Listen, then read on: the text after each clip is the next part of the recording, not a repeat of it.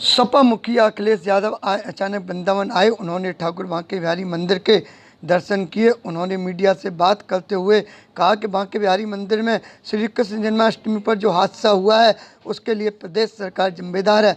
उन्होंने कहा कि यहाँ के मंदिरों का संरक्षण हो। उन्होंने कहा कि जन्माष्टमी इनकी सरकार में कोई पहली बार नहीं हुई, जन्माष्टमी पहले भी होती रही है। प्रशासन और सरकार को ध्यान देना चाहिए। उन्होंने कहा कि इनके एडमिनिस्ट्रेशन ने क्या किया, यह उत्तर प्रदेश सरकार की नाकामी है।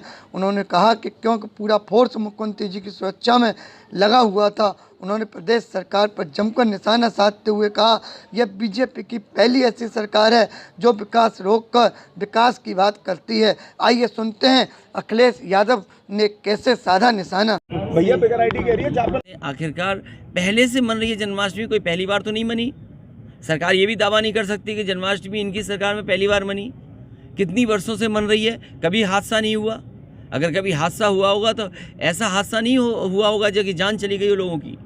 तो कम से कम प्रशासन को, सरकार को ये ध्यान रखना चाहिए था कि इतने लाखों संख्या में अगर श्रद्धालु आ रहे हैं तो आप पे जो फोर्स है, आपका जो एडमिनिस्ट्रेशन है, उसने क्या व्यवस्था की।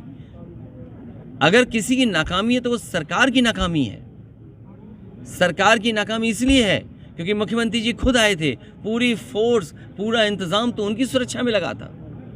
जन्माष्टमी के दिन इतने घंटे रहना, यहाँ लोग घरों में अपने झांकी लगाते हैं, घरों में अपने रहते जन्माष्टमी मनाने के त्यौहार पर। तो और जो जिन लोगों की जान गई है, क्या सरकार नहीं मदद कर सकती उनकी? कम से कम 50 लाख रुपए देकर के उन परिवारों की मदद होनी चाहिए। सर, दो चीजें एक साथ चल रही हैं। एक तरफ जहां इस हादसे की जांच चल रही है, वहीं कॉरिडोर बनेगा नहीं बनेगा इसको लेके उहापोह की स्थिति है। मैं समाजवादी पार्टी क्या कॉरिडोर का समर्थन करती है? आपको समझ में आना चाहिए कि अगर आपने समाजवादियों का काम देखा होगा तो आप जानते होंगे किसी को बिना डिस्टर्ब करके हम काम करते थे। अगर यहाँ का नाला बंद किया गया, मंदिर के आगे सामने फुटपाथ बनाए गए, लाइट लगी, तो किसी को डिस्टर्ब नहीं किया, किसी का कारोबार नहीं छीना, किसी की दुकान को नहीं तोड़ा। और अगर यमुना नदी को साफ़ सुथरा या उसका रिवर फ्रंट क्रिएट कर रहे थे तो किसी को नुकसान नहीं पहुंचा रहे। नाले कैसे साफ़ हों, उसके पैलेट ड्रेन कैसे बने, वो व्यवस्था कर रहे थे। लेकिन ये सरकार ऐसी है कि सब तोड़ दो, सब छीन लो। संरक्षण करना और तोड़ना अलग अलग विषय है। अगर आपका इनका विकास देख लीजिए, जो अभी विकास किए तालाब में, क्या नई लूट हो गई?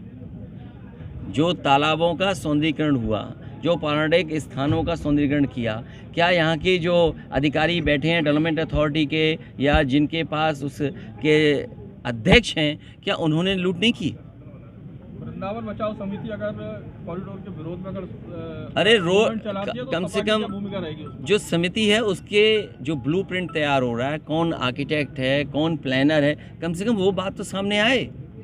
अरे जिन्होंने तालाब के संरक्षण को मैं लूट लिया हो, बता रहे हैं बिजली के खंबे को लगा दिया, उसमें लूट लिया। फिर बिजली के खंबे को बचाने के लिए कुछ लगाया है, बंदर से छिपाने के लिए, उसमें गड़बड़ कर दिया। ये अच्छी बात है कि विपक्ष के पास प्रधानमंत्री के चेहरे बहुत हैं, ये अच्छी बात है। बीजेपी के पास एक चेहरे के अलावा दूसरा चेहरा नहीं है। सर, इसे अच्छा किस मायने में समझे? हम किसी को भी चूज कर सकते हैं, हम किसी को भी पिक कर सकते हैं। और हम तो अपील करेंगे जनता से कि जनता से कहेंगे कि बीजेपी का एक एक फैसला याद कीजिए। नोटबंदी, जीएसटी, किसानों के लिए 3 काले कानून, बेरोजगारी ख़त्म करने वाला फैसला। आप सोचिए देश का कितना बड़ा दुर्भाग्य है, एक एक नौजवान सीमा पर रह करके देश की रक्षा करना चाहता है। आप अग्निवीर जैसी योजना ला करके देश के नौजवानों के सपने तोड़ रहे हैं। आप इस वीडियो को लाइक करें, हमारे चैनल को सब्सक्राइब कर बेल आइकन जरूर प्रेस करें हमारी न्यू वीडियो सबसे पहले देखने के लिए।